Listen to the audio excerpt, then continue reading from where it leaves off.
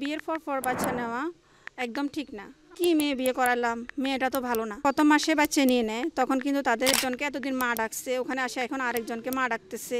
অনেকে তো বিয়ের 1 বছর পরে ডিভোর্সও হয়ে যায়। আমার বউটা আমার প্রথম থেকে আমাকে সহ্য করতে পারতেছে না, ওর মনে হয় আগে থেকে কারোর সাথে সম্পর্ক ছিল। এটা পরিবারের সবাই বলবে এটাই স্বাভাবিক, কারণ আমরা নতুন বউয়ের দোষ বেশি ধরি। ওরা ভাবে যে একটা বাচ্চা হইলে সংসারটা আমাদের টিকে যাবে। সন্তান আমাদের জীবনে গুরুত্বপূর্ণ অংশ। পরিবারটা হবে অনেকটা সুন্দর গোছা। আসসালামু আলাইকুম। আমি আসলে নবদম্পতিরা বিয়ের পরে কখন বাচ্চা নেবে সেই বিষয়ে কথা বলবো আজকে।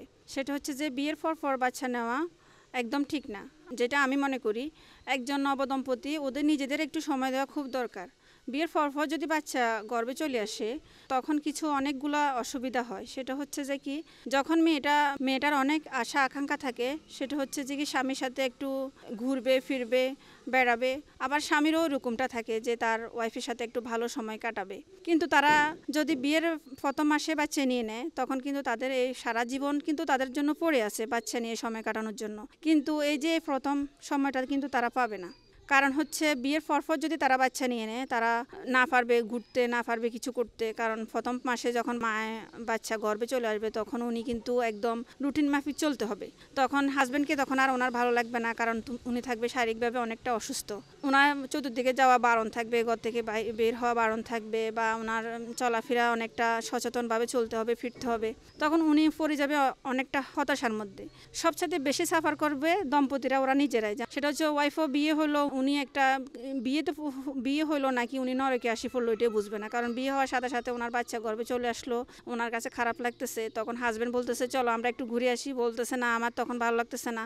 ফ্যামিলি সবাই বলবে কেন ওর বাচ্চা গর্ভে আসছে, তুমি ওকে নিয়ে ঘুরতে যাবে কেন। বিভিন্ন সমস্যা হাজব্যান্ড ওয়াইফের মধ্যে তৈরি হয়। ওরা এটা সারা জীবন সাফার করবে। যখন ওদের বাচ্চা একটা হবে, দুটো হবে, তিনটে হবে, অন্যদের দেখবে বিয়ের পর ঘুরতে গেছে, অনেক জায়গায় বেড়াতে গেছে, তখন ওনাদের মনে হতাশায় কাজ করবে যে আমাদেরও বিয়ে হইলো, আমরা তো একটু ঘুরতে পারলাম না, বেড়াতে পারলাম না, নিজেদের মতো সময় কাটাতে পারলাম না।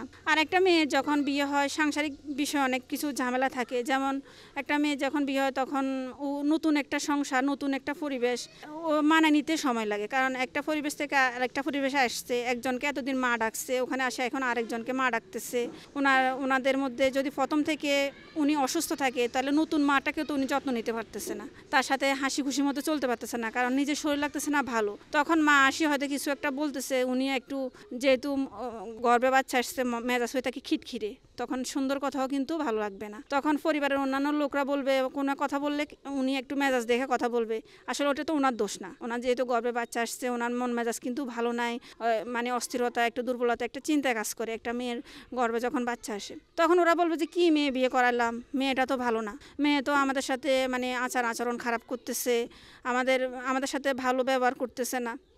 এটা পরিবারের সবাই বলবে এটাই স্বাভাবিক, কারণ আমরা নতুন বউয়ের দোষ বেশি ধরি। নতুন বউ কীভাবে চলতেছে, কীভাবে খাইতেছে, আমাদেরকে একবেলা রান্না করে খাওয়াইছে কিনা, আমাদের সাথে একটু বসি আড্ডা দিতেছে কিনা, আমরা এগুলো চিন্তা করি। এখন এখানে তো বউয়ের কোনো দোষ থাকে না, কারণ বউ যেহেতু বিয়ে না হইতে বাচ্চা গর্ভে চলে আসছে, একটা মানুষকে না চিনতে ওখানে দিনের বেলায় শুনতেছে আপনার পরিবারের সবার কথা যে তুমি এটা করো ওইটা করো, তখন নিজের শারীরিক অবস্থার জন্য কিছুই করতে পারতেছে না। রাত্রে শুনতেছে হাজব্যান্ডের বকা, শুনতেছে কি বউ বিয়ে করলাম, আমার বউ তো আমি বিয়ে করছি পর্যন্ত অসুস্থ, আমি বিয়ে করে ওরা ঘরে না আনতেও অসুস্থ। তো এই জন্য আমি সবাইকে বলি যে তোমরা বিয়ের পরে অন্তত কমপক্ষে 1 বছরের বেশি আমি বলি না, কারণ বাচ্চাও আমাদের লালন পালন করার দরকার, বড় করার দরকার। বাচ্চা আমাদের জীবনের সন্তান, আমাদের জীবনের গুরুত্বপূর্ণ অংশ। 1 বছর অন্তত নিজেরা নিজেদের মধ্যে নিজেদেরকে একজনে চেনার জন্য, বোঝার জন্য। এখন আমার সাথে সে যায় কি না, তার অনেকে তো বিয়ের 1 বছর পরে ডিভোর্সও হয়ে যায়, তখন বাচ্চাটা সাফার করে, কারণ একজনকে একে অপরকে বুঝে না।